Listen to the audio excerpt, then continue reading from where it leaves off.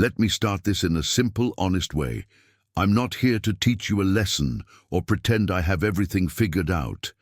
I just want to talk about something real, something that affects almost all of us, even when we don't have the words for it. At some point, many of us realize that the struggle isn't always outside. It's inside. It's in the thoughts we repeat, the fears we negotiate with, and the habits that quietly guide our days. And yet, we rarely pause long enough to look at that honestly. So before we go any further, just slow down for a moment. You don't need to agree with everything. You don't need to change anything right now. Just listen, reflect, and see what resonates. This is a conversation, not a command. And it's about something that truly matters. You were meant to live free, not ruled from within. Freedom is one of the most misunderstood words in modern life. We often think of freedom as something external: financial independence, the absence of obligations, the ability to travel, to choose, to consume, to express opinions without restraint. Yet millions of people who possess these external freedoms still live inwardly confined. They wake up every morning with a weight in their chest, driven by compulsions they do not understand, fears they did not choose, and habits that quietly dictate their decisions.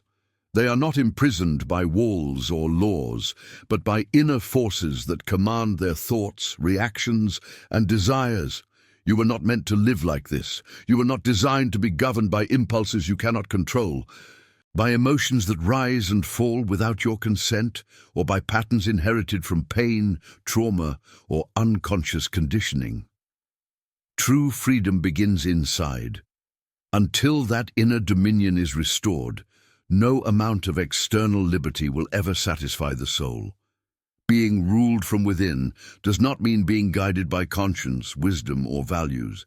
It means being dominated by the unexamined parts of yourself. Fear that masquerades as caution, desire that disguises itself as necessity, anger that pretends to be strength, and shame that whispers lies about your worth. These forces operate quietly, shaping your choices while convincing you that you are in control.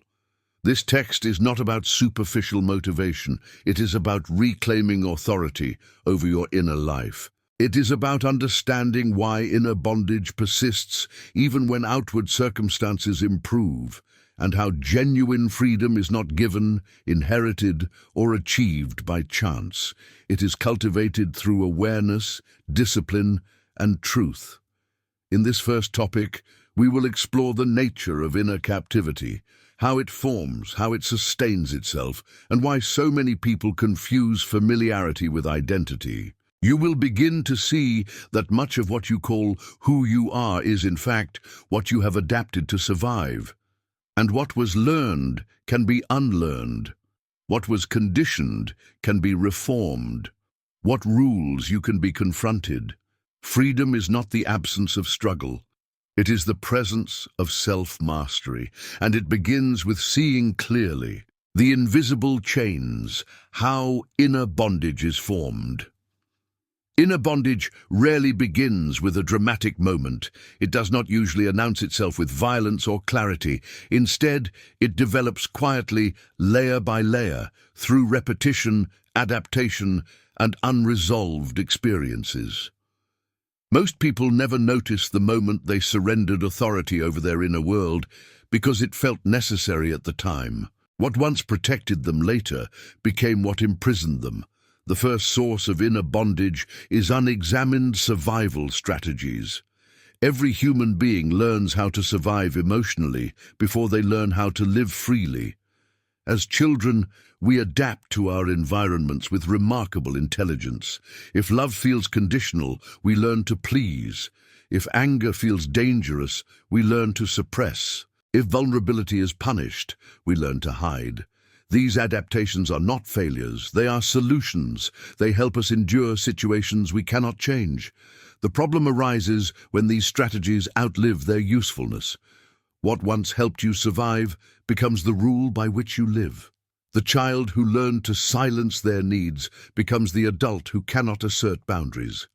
The child who learned to perform for approval becomes the adult who cannot rest without guilt.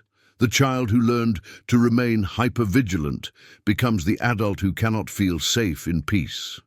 Because these patterns formed early, they feel natural.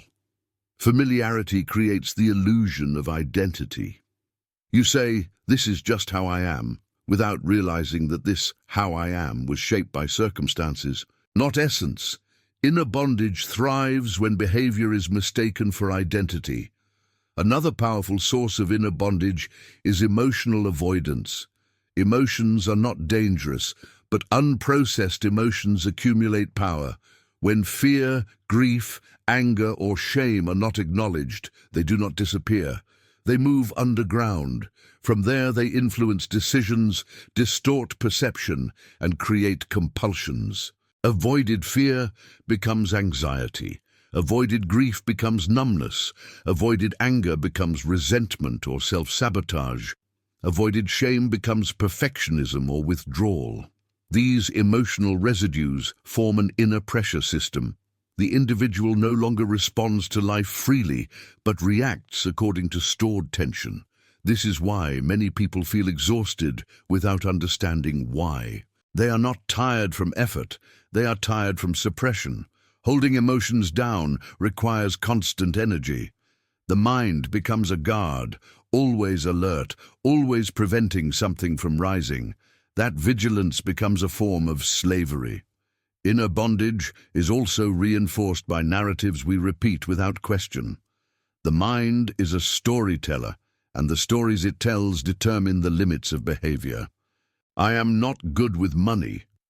I always ruin relationships. I cannot change. This is just my personality.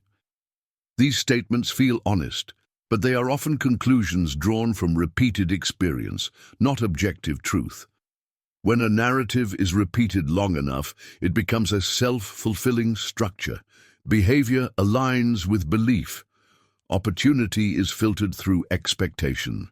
The individual stops seeing alternatives because the story has already decided the outcome. This is not fate, it is conditioning. Another invisible chain is the attachment to inner noise. Many people believe their thoughts are who they are. Every impulse, judgment, fantasy, or fear is treated as authoritative. The mind speaks, and the person obeys. But thoughts are not commands, they are events. When unobserved, they dominate. When observed, they lose their absolute power. The mind generates thoughts based on memory, conditioning, and stimulus. It is not designed to lead, it is designed to respond. When thought is mistaken for truth, the individual becomes reactive. When thought is recognized as activity, space emerges. That space is the beginning of freedom. Inner bondage is also sustained by identity fusion. This occurs when a person merges their sense of self with roles, emotions, or past experiences. I am my trauma. I am my success. I am my mistakes. The self becomes rigid, defended, and fragile at the same time. Any challenge to the identity feels like a threat. True freedom requires fluidity, the capacity to experience without being consumed, to feel without being defined, to remember without reliving. Identity fusion prevents this flexibility. It locks the person into a narrow range of responses, all in service of protecting an image. Fear plays a central role in maintaining inner captivity. Not always dramatic fear, but subtle fear. Fear of disapproval, fear of discomfort, fear of uncertainty, fear of losing control. These fears guide decisions quietly. You choose what feels safe, not what feels true. Over time, safety becomes a cage. The irony is that many people defend their inner bondage because it feels familiar. The known pain is preferred to the unknown freedom. This is why change feels threatening, even when the current state is miserable. Freedom demands responsibility. It demands awareness. It demands that excuses be surrendered. Inner bondage is not imposed by others forever. At some point, it is maintained by consent. This does not mean blame. It means power. You cannot reclaim what you believe was never yours to begin with. Awareness is the first act of liberation. To see the pattern without judgment, to recognize the strategy without shame, to understand that what rules you does so because it has not yet been questioned. Freedom does not begin with control. It begins with observation. When you see how your inner world operates, you interrupt the automatic cycle. Choice becomes possible, and where choice exists, freedom can grow. You were not meant to be ruled by inherited patterns, suppressed emotions, or unquestioned narratives. You were meant to inhabit your inner world with clarity and authority. This is not achieved by force, but by understanding. At the end of this topic, take a moment to reflect. What inner voice do you obey without examination? What reaction feels inevitable? What belief defines your limits? These are not enemies, they are signals, and every signal, once understood, becomes a doorway. If this exploration resonates with you and you want to continue this journey toward inner freedom, subscribe to the channel and stay with us as we move deeper into the work of reclaiming the self. When the mind becomes the master, how inner voices take control of your life. Inner freedom is impossible when the mind is mistaken for the master instead of recognized as a tool. One of the deepest reasons people live ruled from within is not because they lack intelligence or willpower, but because they have unknowingly surrendered authority to the internal voice that narrates their existence. This voice speaks constantly. It interprets events, predicts outcomes, judges people, revisits the past, rehearses the future, and comments on every sensation.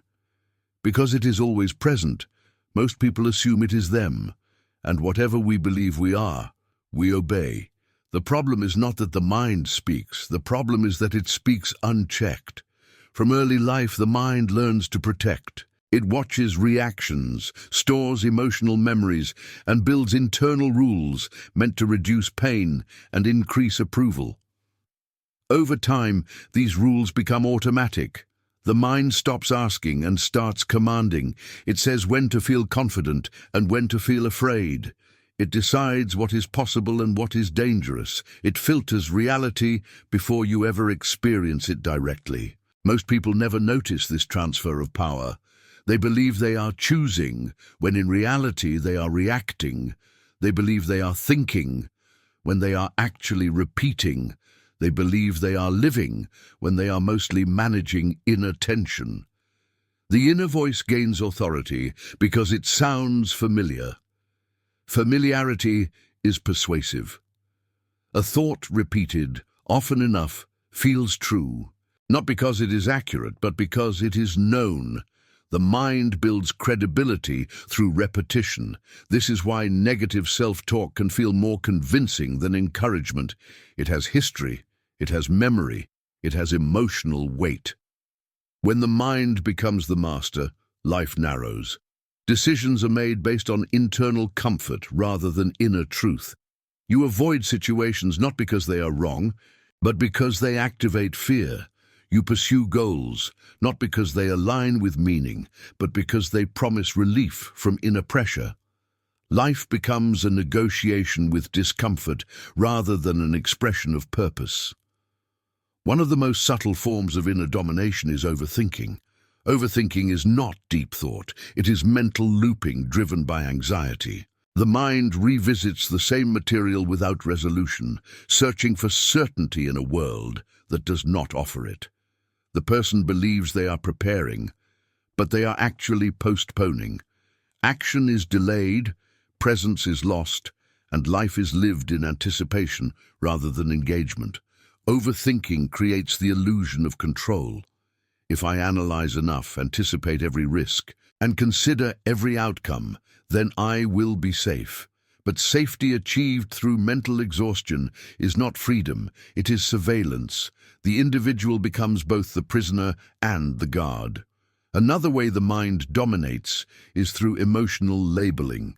An emotion arises, and the mind immediately defines it. Fear becomes weakness, sadness becomes failure, anger becomes danger. Instead of allowing emotions to move and resolve, the mind freezes them with interpretation.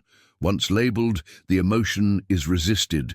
Resistance creates persistence. What is allowed flows, what is resisted stays.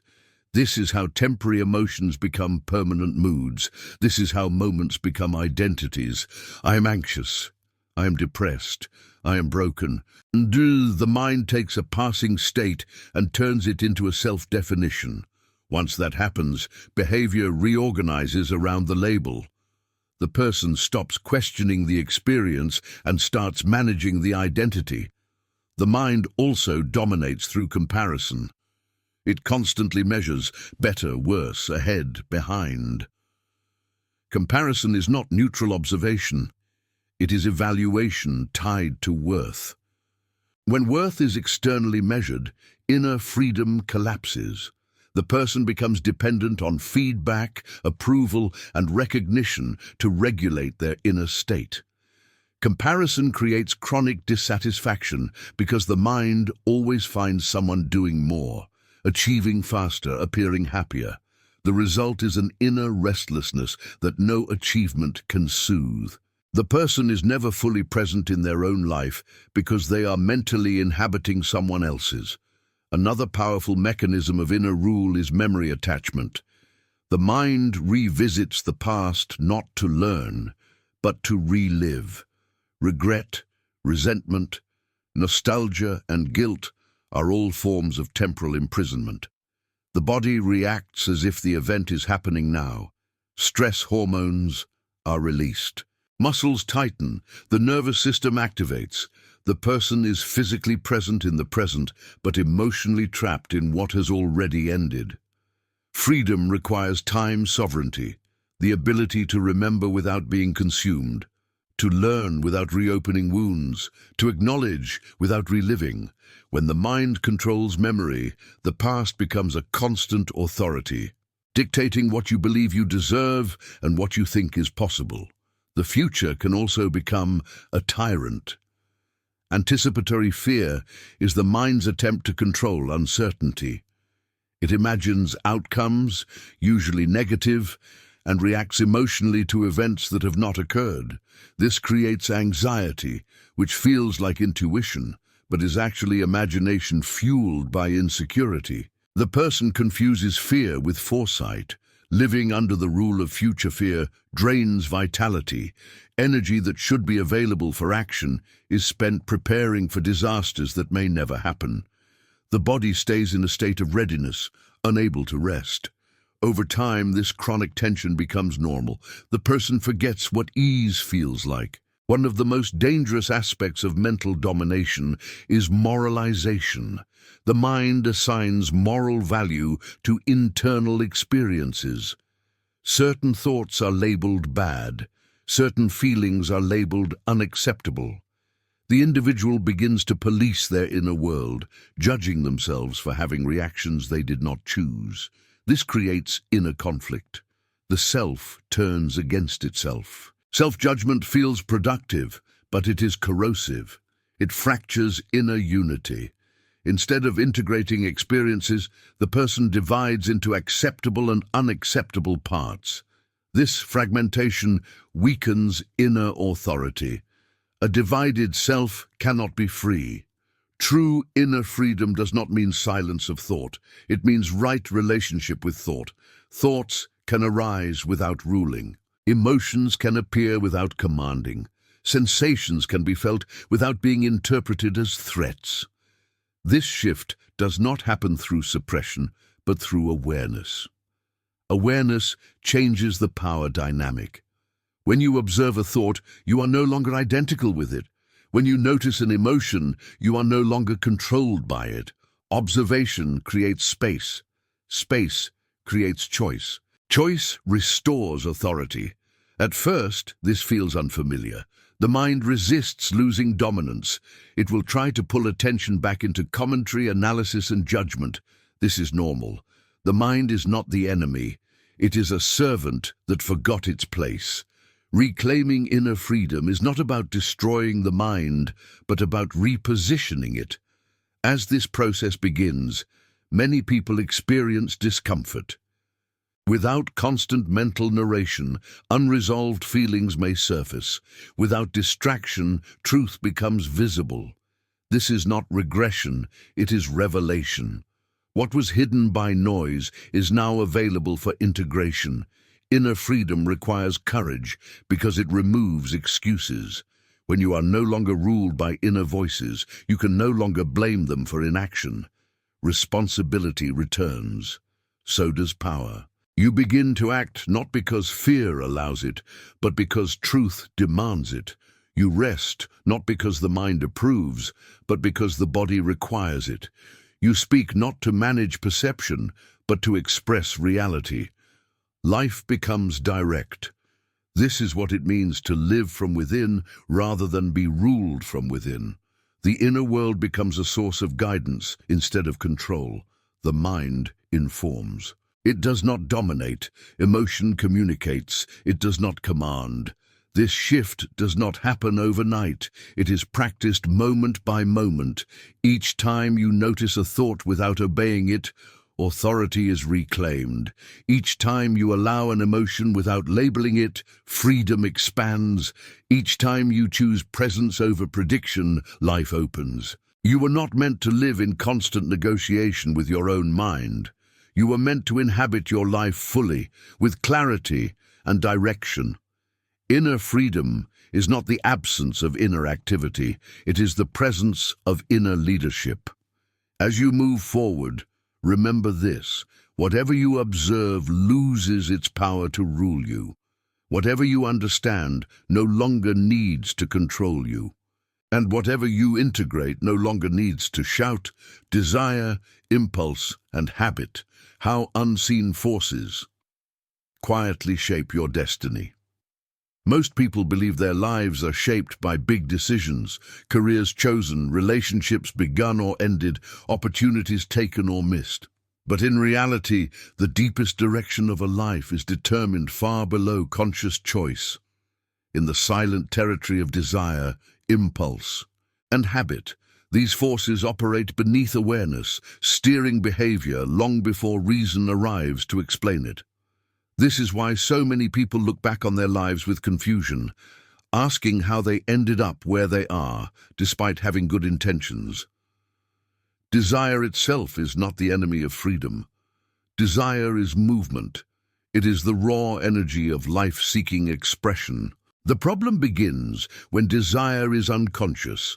An unconscious desire does not ask permission, it pulls. It does not explain itself, it demands. When desire is not understood, it becomes a ruler rather than a messenger. From early life, desire becomes tangled with emotional relief. The mind learns which experiences reduce discomfort and which increase it. Pleasure becomes associated with safety. Discomfort becomes associated with danger. Over time, desire stops being about genuine need and starts being about regulation. You do not want the thing itself. You want what you believe it will make you feel. This is how impulse is born. An impulse is desire without space. It is the moment when urge bypasses awareness. The body moves before the mind reflects. The action happens before meaning is questioned. Later, the mind provides a story to justify what already occurred.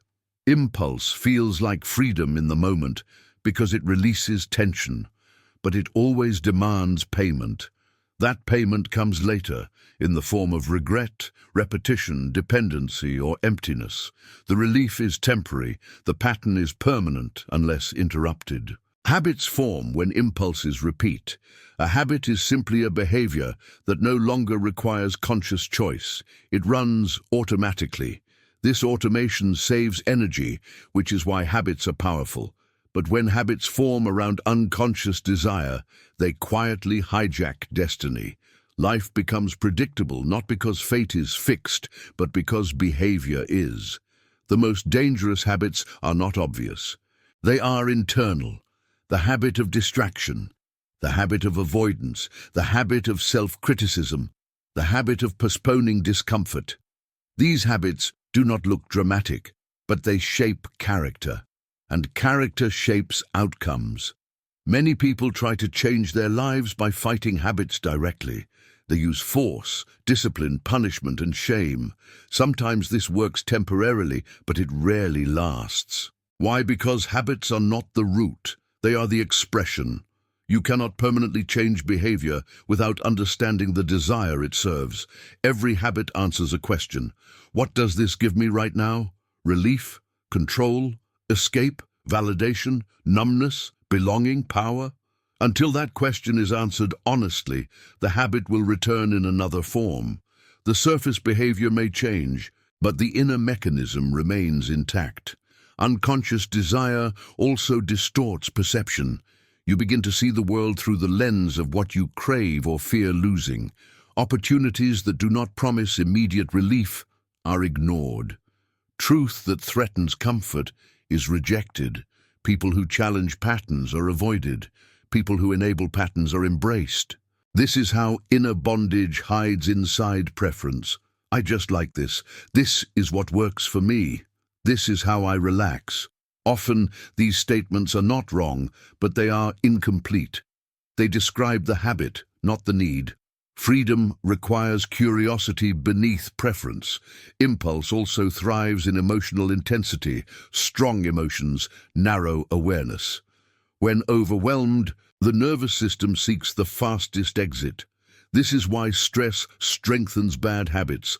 The more pressure a person feels, the less space they have to choose. Reaction replaces response. Over time, this creates identity loops. I am the kind of person who always does this. Identity then protects the habit. Any attempt to change feels like self-betrayal. The person is no longer defending a behavior. They are defending who they believe they are. True freedom requires separating identity from impulse. You are not what you crave. You are not what you repeat.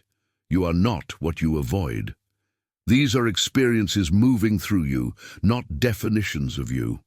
When this separation occurs, choice re-enters the system. One of the most important realizations on the path to freedom is this: desire is information, not instruction. It tells you something is happening inside, not what you must do about it. When desire is observed rather than obeyed, it reveals its message without controlling behavior.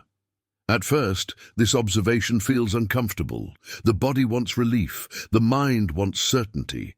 But if you stay present, something remarkable happens. Desire peaks, then falls. Impulse rises, then dissolves. You realize that urges are waves, not commands. They pass, if not fed. This is the moment where freedom begins to feel real. Not because desire disappears, but because authority shifts. You no longer live at the mercy of every internal movement. You choose which desires align with your values and which ones you let pass. Habit transformation happens naturally when desire is understood. You stop fighting behavior and start listening to it. You ask what it has been trying to do for you.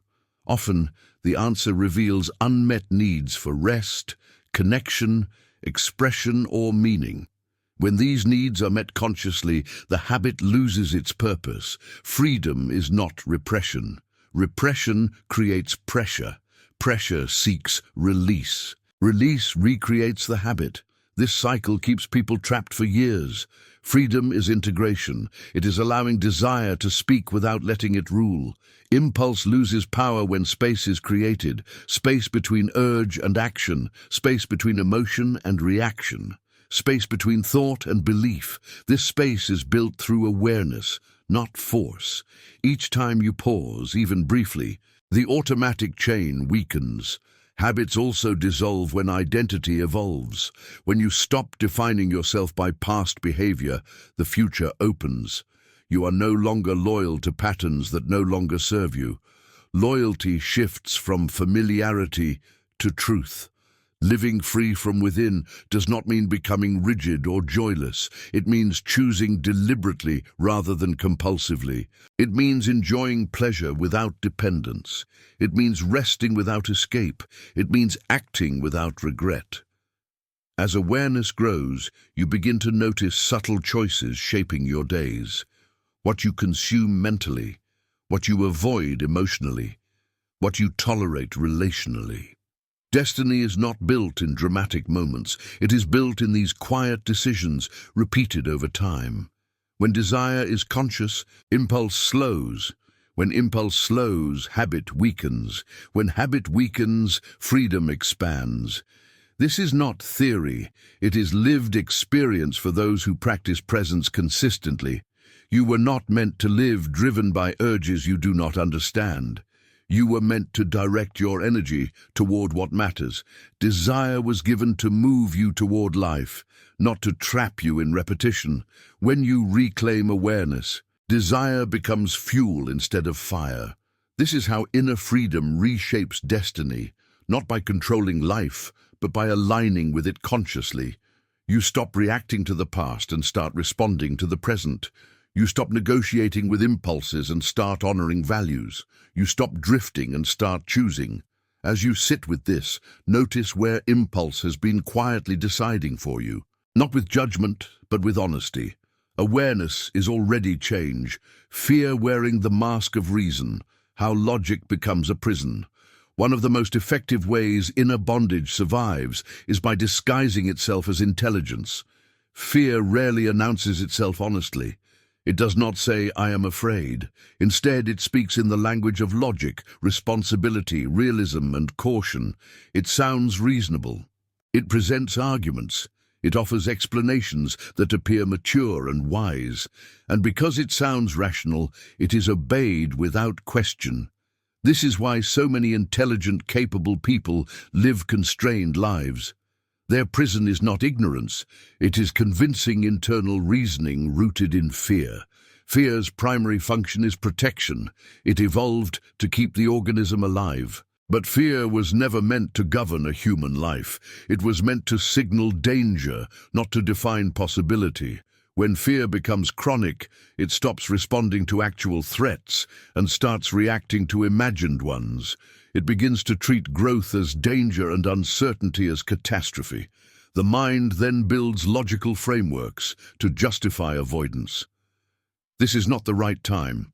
I need to be more prepared. It's risky. People like me don't succeed at this. These statements feel responsible, but they often conceal a deeper fear of exposure, failure, rejection, or loss of control. Fear prefers familiarity over fulfillment. What is known feels safer than what is true. This is why people stay in situations that drain them while convincing themselves it is practical. The fear of the unknown is stronger than the pain of the known. Logic becomes the lawyer defending the status quo. One of the most powerful illusions fear creates is the belief that waiting will reduce risk. The mind tells you that more time, more information, or more certainty will eventually eliminate discomfort. But discomfort is not a problem to be solved. It is a condition to be tolerated. Growth always requires stepping into incomplete information. Fear delays action by demanding guarantees, but life offers none. Waiting for certainty is another form of inner paralysis. The door to freedom is open, but fear insists the floor might collapse if you step forward. Fear also disguises itself as self-knowledge. I know myself. I would never enjoy that. That's just not who I am. These statements feel confident, but they are often conclusions drawn from fear-based experience, not from expanded exploration. The self you think you know is often the self shaped by avoidance, not by truth. Another subtle strategy fear uses is moral justification. It frames inaction as virtue. I don't want to be selfish. I should be grateful for what I have. Others have it worse. Gratitude becomes an excuse for stagnation. Responsibility becomes a reason to abandon desire. Compassion becomes a reason to neglect the self. True responsibility includes responsibility to your own potential. Suppressing truth does not make you noble. It makes you fragmented. A life lived against inner truth eventually expresses itself through resentment, exhaustion, or numbness. Fear also maintains control by catastrophizing. It exaggerates consequences. A mistake becomes a disaster. Rejection becomes humiliation. Failure becomes permanent identity. These imagined outcomes feel so real that the body reacts as if they have already occurred. Stress hormones flood the system, muscles tighten, breathing shallow. The nervous system believes it is under threat. In this state, logic is impaired. Fear-driven logic is not neutral reasoning, it is reasoning under duress. It selects evidence that confirms danger and ignores evidence that supports possibility. The mind becomes a closed system, reinforcing its own conclusions. Fear is especially effective when it borrows the voice of past pain. Previous failures, betrayals, or losses become reference points. The mind says, "Remember what happened last time." It does not mention that you are no longer the same person, that circumstances have changed, or that avoiding risk does not guarantee safety. This is how fear turns memory into prophecy. The past is projected onto the future, and the present is denied a chance to be new. Freedom requires releasing the belief that yesterday defines tomorrow. Another form of fear-based imprisonment is over-responsibility, the belief that everything depends on you, that if you fail, others will suffer, that rest is dangerous, that letting go means collapse. This mindset feels strong, but it is rooted in fear of losing control. Control feels like safety to a fearful mind, but control is fragile. The more you try to control life, the more anxious you become when life resists. Freedom does not come from control, it comes from trust. Trust not in outcomes, but in your capacity to respond. Fear also thrives in identity protection. If you see yourself as the responsible one, the strong one, or the stable one, fear will prevent you from doing anything that threatens that image. You will avoid vulnerability, risk, and change because they might contradict the role you play. Roles can become cages. The image you protect may cost you the life you desire. When identity is rigid, freedom is impossible. Growth always requires the death of an old self-image. One of the most revealing moments in the journey toward freedom is when you ask yourself honestly, what am I avoiding under the name of reason? Not what seems logical, but what feels uncomfortable. Fear often hides exactly where logic feels most convincing. Fear cannot be reasoned away by force. It loosens its grip when it is exposed. When you name it, when you feel it without obeying it, when you take small actions despite its presence. Courage is not the absence of fear, it is movement without permission. Each time you act while afraid, fear loses authority. Each time you wait for fear to disappear, it gains power. Fear respects action. It recedes when confronted with lived evidence that survival is possible beyond comfort. Freedom does not require recklessness. It requires honesty. Honest recognition of when caution protects and when it restricts. Honest awareness of when logic serves truth and when it serves fear. As you begin to see fear's disguises, you stop arguing with it and start stepping around it. You do not need fear's approval to live fully. You only need clarity about what matters. Life lived under fear's rule is small, not because the person lacks ability, but because permission was never granted internally. When permission is reclaimed, life expands naturally. You were not meant to live inside a carefully reasoned cage. You were meant to engage life directly, with awareness, courage, and flexibility. Fear will always speak, but it does not deserve the final word. Notice where fear has been using logic to keep you still, not with anger but with understanding. Seeing is enough to begin dissolving its power, living from inner authority. When freedom becomes a way of being. Inner freedom reaches its fullest expression when authority returns to its rightful place. Not authority imposed by fear, impulse, habit, or inherited narratives, but authority rooted in awareness. This is the point where freedom is no longer something you pursue, defend, or struggle to maintain. It becomes the ground you stand on. Life is no longer a reaction to inner resistance. It is an expression of inner clarity. Most people believe authority comes from control. They try to manage thoughts, suppress emotions, discipline impulses, and force outcomes. This approach feels active, but it is exhausting. Control requires constant effort because it fights life rather than aligns with it. Inner authority is different. It does not force, it directs. It does not suppress, it integrates. It does not react, it responds. Living from inner authority begins with a simple but radical shift. You stop negotiating with every internal movement. Thoughts may arise, but they do not vote. Emotions may surge, but they do not command. Urges may appear, but they do not decide. Awareness listens, evaluates, and chooses. This is not detachment from life. It is full engagement without captivity. At first, this feels unfamiliar. Many people have lived so long under inner pressure that calm feels empty. Silence feels threatening. Choice feels heavy. When the inner noise quiets, unresolved truths become audible. This is not a sign of regression. It is a sign of maturation. Freedom exposes what distraction concealed. Inner authority does not eliminate discomfort. It eliminates confusion about what discomfort means. Pain is no longer interpreted as failure. Fear is no longer mistaken for danger. Uncertainty is no longer treated as error. These experiences are recognized as natural companions of growth rather than signals to retreat. When authority is internal, decisions become cleaner. You no longer ask, "How do I feel about this right now?" but "What aligns with my values?"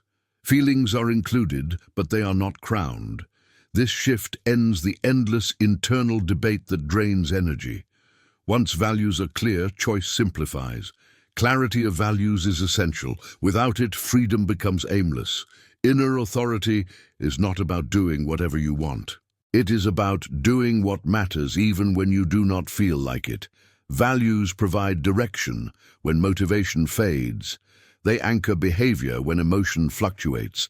Many people resist defining values because values demand consistency. Once named, excuses lose credibility. But this is precisely why values are liberating. They remove the burden of constant decision-making. You stop reinventing yourself daily. You act from a center. Living from inner authority also transforms relationships. When you are no longer ruled by fear of abandonment, approval, or conflict, you stop performing. Boundaries become natural, not defensive. You say yes without resentment and no without guilt. Connection becomes honest rather than strategic. Inner authority dissolves the need to manipulate perception. You no longer curate yourself to be acceptable. You show up as you are, trusting that alignment matters more than approval. This does not guarantee universal acceptance, but it guarantees self-respect. And self-respect is the foundation of peace. Another hallmark of inner authority is the end of self-betrayal. Many people feel exhausted not because life is demanding, but because they are constantly abandoning their own truth to maintain comfort or image.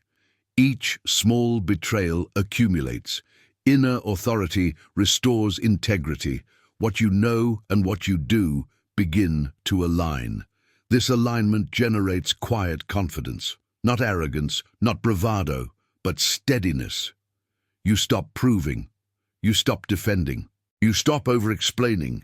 You act, adjust, and learn.